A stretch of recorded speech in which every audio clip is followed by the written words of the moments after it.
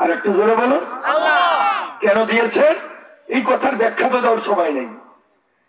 দিয়েছেন আল্লাহর খেলাফত এবং ইবাদতের জন্য। আল্লাহ আকবার বলবেন না? কিন্তু আমি কথা বলার শক্তি পেলাম আল্লাহর কাছে, সেই কথা আল্লাহর পক্ষে না বলে আমি আপনি তার পক্ষে বললাম। আর কথা বলে শক্তি দিও আল্লাহ আমাকে, সেই শক্তি আমি আল্লাহর দ্বীনের পথে খরচ না করে শয়তানের পথে করলাম। আর কথা বলেন, এখন যেদিন মরবো, মরা লাশটা আওয়ামী লীগ দিবে না, বিএনপি নিবে না, আমেরিকা নিবে না, ভারত নিবে না, কেউ নিবে না। সেই দিন কয় বিসমিল্লাহি ওয়ালা বিল্লাহি রাসূলিল্লাহ, আল্লাহর নামে রসুলের দলে তুলে দিলাম। এর চাইতে বড় ভণ্ডামি, এই ভণ্ডামি দুনিয়ায় চলবে, আল্লাহর কাছে চলবে নাকি? আর একটু জোরে বলেন চলবে? এই জন্য আল্লাহ রাব্বুল আলামিন বললেন আল্লাযীনা আমানু ইউকাতিলুনা ফি সাবিলিল্লাহ।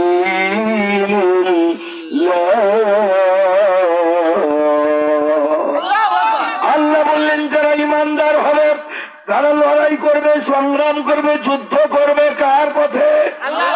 আর একটু জোরে বলেন। আর আমরা ঈমানের দাবিদার, সংগ্রাম করি, লড়াই করি, তর্ক করি, বক্তব্য দেই আল্লাহর জন্য, কোরআনের জন্য না দিয়া নেতার জন্য, দলের জন্য। কথা বলেন, কিয়ামতের ময়দানে প্রমাণ হবে এরা আসল ঈমানদার নয়, এরা নকল ঈমানদার, ভণ্ড। আর কথা বলেন ঠিক কিনা? বাংলাদেশে আসল ঈমানদার যদি 51% মানুষ হতো তাহলে কোরআন তো পার্লামেন্টে যেত।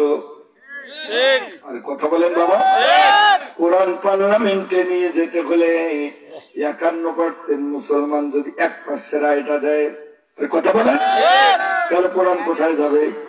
পার্লামেন্টে যাবে। তাহলে আল্লাহর কাছে বাংলাদেশে এখন 51% মুসলমান হয় নাই।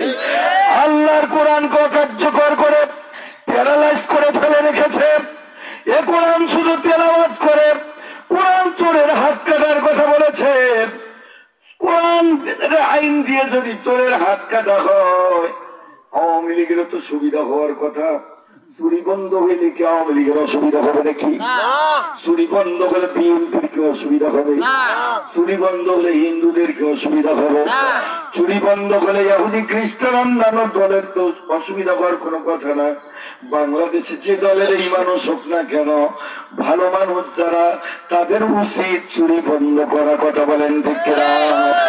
তাহলে কোরআনের আইন প্রতিষ্ঠা করে চোরের হাত কাটার আইন প্রতিষ্ঠার পক্ষে কাজ না করে আমি মানব রচিত মতবাদের পক্ষে কাজ করলাম।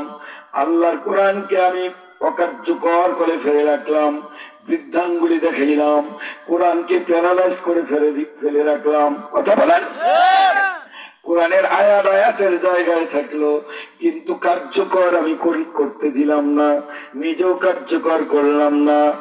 এই যদি হয়, আমার আল্লাহ বলেছেন যালিকা বিআন্নাকুম কারিহু মা আনজালাল্লাহু ফাআহবাতা আমালাহুম। আল্লাহ বললেন কোরআনের সামান্য ছোট্ট একটা আয়াতের কিছু অংশ যদি কেউ একটু সামান্য অপছন্দ করে, মাকরুহ যদি মনে করে, আল্লাহ বলছে ওর জিন্দেগীর সমস্ত নেকামল আমি 1 সেকেন্ডে ধূলিসাৎ করে দেব। কথা কার? আর একটু জোরে বলেন না, কথা কার? চোরের হাত কাটা আইন আমরা বাস্তবায়ন হতে দেই না কেন? এর পিছনে কারণ হল আমরাই চোরের বাচ্চা চোর। চোরের বাচ্চা চোরের আইন কোরআনের হাত কাটা আইন বাস্তবায়ন হতে দেয় না। কোরআনের হাত কাটা আইন যদি বাস্তবায়ন হতো, আজকে টিভি হারুনের হাত পল্টন ময়দানে কেটে দিয়ে টিভির পর্দায় দেখানো হতো। কোরআনের হাত কাটা আইন যদি বাস্তবায়ন হতো, তাহলে সালমান এফ রহমান চোরের বাচ্চা চোরের হাত কেটে ওই পল্টন ময়দানে বিশ্ববাসীকে দেখানো হতো। আগামী নির্বাচন মঞ্চে দাঁড়িয়ে বলতে পারত না কাটা হাত নিয়ে আমাকে ভোট দেন, আমি খুব ভালো মানুষ। কথা বলেন ঠিক কিনা? কোরআনের হাত কাটা আইন যদি বাস্তবায়ন হতো, তাহলে র্যাবের প্রধান বিরোধীর ওর হাত কেটে পল্টন ময়দান থেকে গোটা বিশ্ববাসীকে দেখানো হতো। চুরি করার তো দূরের কথা, এই শব্দ পর্যন্ত উচ্চারণ করার সাহস থাকতো না। আর একটু জোরে বলেন কথা ঠিক না? কোরআনের হাত কাটা আইন যদি বাস্তবায়ন হতো, ভূমিমন্ত্রী পৃথিবীতে 650 বাড়ি করা তো দূরের কথা। এই চিন্তাই কখনো মনের ভিতরে আসতে পারত না।